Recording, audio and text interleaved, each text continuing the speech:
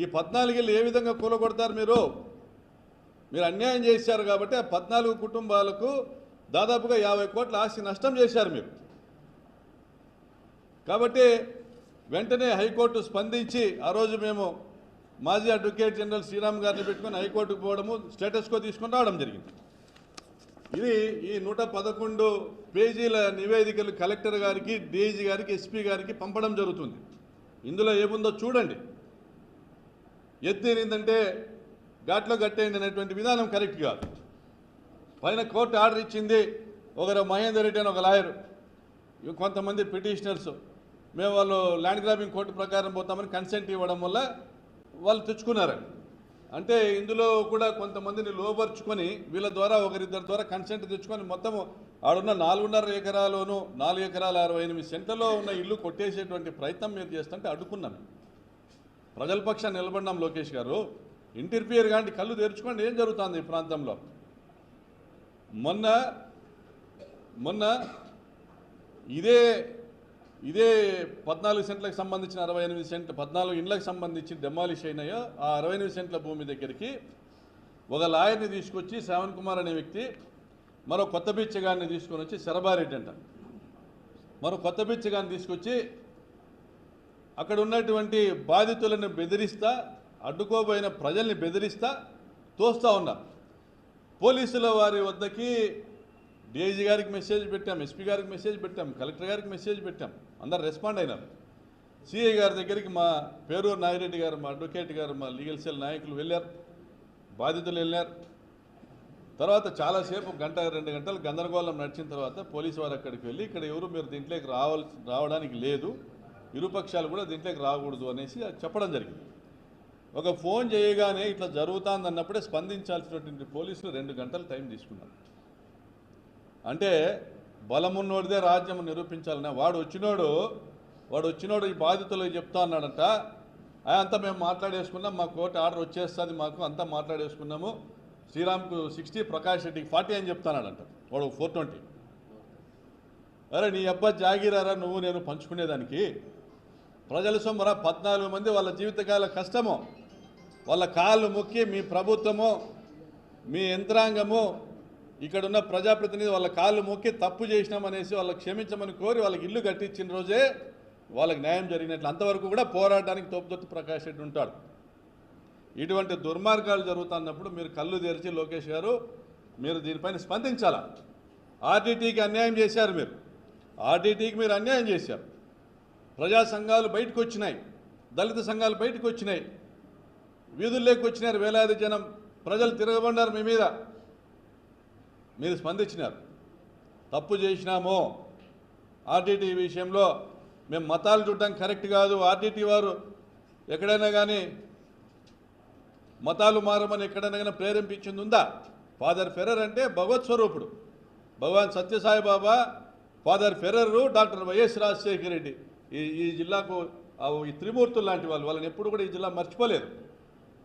ప్రతి నియోజకవర్గంలో తాగునీటి పథకం తెచ్చింది రాజశేఖర రెడ్డి గారు, లక్షల ఇల్లు కట్టించింది రాజశేఖర రెడ్డి గారు, ఇళ్ల నిర్మాణం ఇందిరమ్మ ఇళ్ల నిర్మాణానికి ధీటుగా ఇల్లు కట్టించింది ఫాదర్ ఫెర్రరు.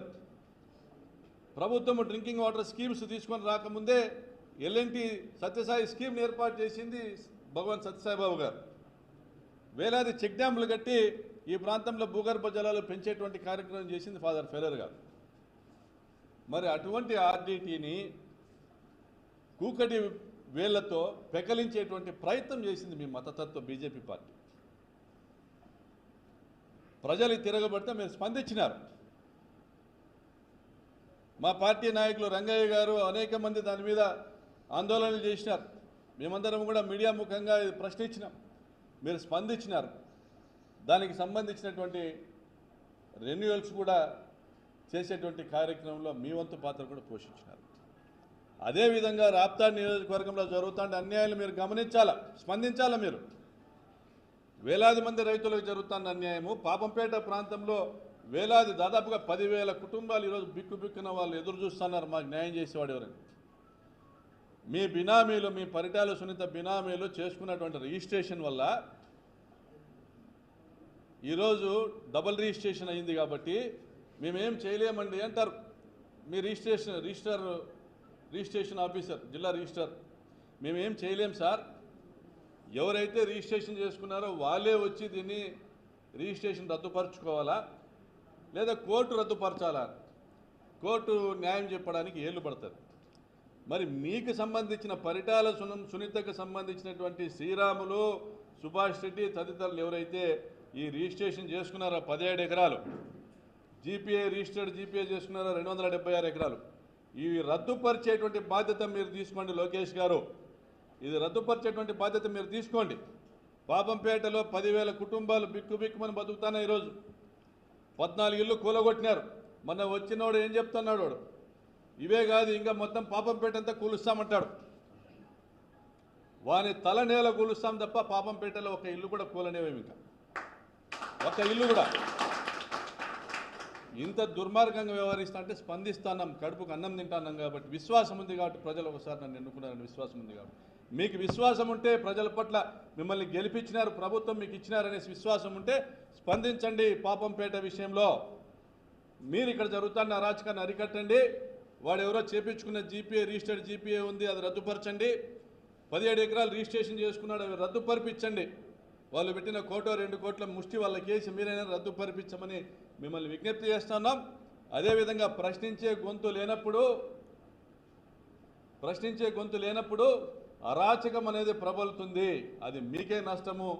పూర్తిగా పుట్టి మునిగిపోయేంత వరకు మీరు కళ్ళు తెరవకపోతే ప్రజాస్వామ్యంలో తెలుగుదేశం పార్టీ ఉనికి లేకుండా కోల్పోతారనేది కూడా మిమ్మల్ని హెచ్చరిస్తూ, మీరు గన్మెన్లు తీసేసిన, నాకు జీవితకాలం గన్మెన్లు ఏం లేరు. రాజశేఖర రెడ్డి గారు 2009లో గన్మెన్ ఇచ్చారు 3 సంవత్సరాల పాటు.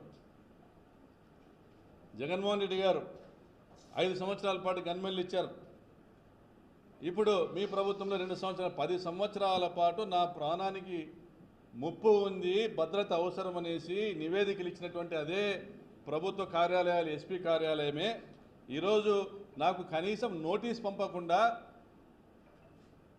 థ్రెట్ పర్సెప్షన్ రిపోర్ట్ పంపకుండా, ఎస్ఆర్సీ తీసుకున్న నిర్ణయం కమ్యూనికేట్ చేయకుండా హుటాహుటిన పాపంపేటలో ఏ రోజైతే ఆక్రమించుకునేదానికి పరిటాల రవి ప్రధాన అంచరుడైనటువంటి శరభారెడ్డి, కుమ్మర రామాంజనేయులు అక్కడికి పోయి వాళ్ళు ఫెన్సింగ్ వేసేటువంటి ప్రయత్నం చేశారో, ఆ రోజు మా పార్టీ నాయకులు జెడ్పీటీసీ మాదిగా చంద్ర, మా మండల కన్వీనర్ పవను, అదేవిధంగా మా మాదన్న, మా ఎరికల ఈశ్వరయ్య, మా ఎంపీపీ, వీళ్ళందరూ కూడా స్పందించి ప్రజల్ని తీసుకొని పోయి అక్కడ తిరగబడడం వల్ల, బాధితులు తీసుకొని పోయి తిరగబడడం వల్ల వాళ్ళు పలాయనం చిత్తగిచ్చినారు.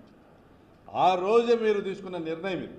ఈడ 100 కోట్ల దోపిడీ చేసేటువంటి కార్యక్రమానికి ప్రకాష్ రెడ్డి అనేవాడు అడ్డు తగులుతాడు, వాని నిర్మూలించైనా కూడా పాపంపేటలో మీరు 100 కోట్లు వసూలు చేయాలనేటువంటి పన్నాగం మీరు పన్నారు కాబట్టి, మీ ప్రభుత్వం పన్నింది కాబట్టి మీరు మా గన్మెన్ సౌకర్యం తొలగించినారని మేము భావిస్తూ ఉన్నాం. అది కూడా కోర్టు సెలవులు ఉన్నాయి కాబట్టి, హైకోర్టు వెకేషన్ ఉంది, ఈ 30 రోజులు భద్రత లేకుండా తిరగలేడు అనేది మీ కుటీల ఆలోచన.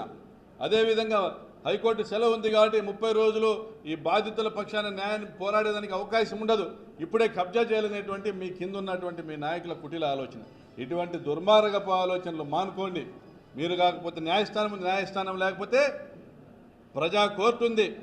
2014లో మీరు మా గన్మెన్లు తొలగించినప్పుడు 5 సంవత్సరాల పాటు వందలాది మంది నా చుట్టూ నా ప్రజలు నిలబడినారు. ఈరోజు కూడా నా ప్రజలే నాకు రక్షగా ఉంటారు.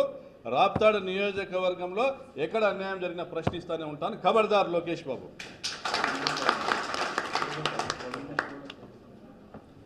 అదేవిధంగా కురుగుంట ఎస్సీలు దాదాపుగా 40-50 సంవత్సరాలుగా కోళ్ల ఫారంలో నివాసం ఉన్నారు. వాళ్లకు ఎస్సీ కార్పొరేషను లోన్స్ ఇచ్చి కోళ్ల ఫార్మ్స్ పెట్టించినారు, అక్కడే ఇల్లు కట్టుకున్నారు. మరి మొన్న ఎటువంటి కోర్టు ఆర్డరు లేకుండానే కొంతమంది అక్కడ కబ్జా చేసేదానికి ప్రయత్నం చేశారు. రౌడీల్ని, గుండాల్ని తీసుకొని వచ్చి పోలీస్ స్టేషన్కి ఇరు వర్గాలు వెళ్తే నేను వెళ్ళి సిఐ గారికి చెప్పడం జరిగింది. అయ్యా, ఇది ఎస్సీలకు సంబంధించింది, వాళ్ళకి హక్కుగా ప్రభుత్వం ఇచ్చింది, లోన్ ఇచ్చింది, లోన్ మాఫీ చేసింది ప్రభుత్వం. అప్పుడెప్పుడో వాళ్ళ భూమి మేము ఓనర్స్ అని చెప్పుకొని ఎవరో క్లెయిమ్ చేసిందంతా అది ఫాల్స్ డాక్యుమెంట్స్తో, ఫేక్ డాక్యుమెంట్స్తో క్లెయిమ్ చేసినారు. ఇది తప్పు, ఇది కోర్టులో పెండింగ్ ఉంది. పెండింగ్ ఉండగా వాళ్ళు ఎలాగ వస్తారు? కోర్టులో స్టే ఉంది క్లియర్గా, ఈ పొజిషన్ డిస్టర్బ్ చేయడానికి లేదని. అటువంటి పరిస్థితిలో వాళ్ళు వస్తారు, వాళ్ళు ఎలా వస్తారో వాళ్ళ మీద చర్య తీసుకోమని అడిగాం, దళితులకు రక్షణ కల్పించమని అడిగాం. సో ఇటువంటి కబ్జా కార్యక్రమాలన్నీ కూడా ఎటువంటి అధికారము పెత్తనము లేకుండానే చేస్తున్నారా గమనించవలసిందిగా కోరుతా ఉన్నాం. సామాన్యుల మీద ఈ దాడి మీరు అధికారాన్ని ఉపయోగించుకోవడం అనేది కరెక్ట్ కాదు. సామాన్యుల మీద దాడి కోసము, ఆర్థిక లాభాల కోసము, ఆదాయాల కోసము మీ బలాన్ని, ప్రజలు ఇచ్చిన బలాన్ని ఉపయోగించుకోవడం కరెక్ట్ కాదని హెచ్చరిస్తా ఉన్నాం.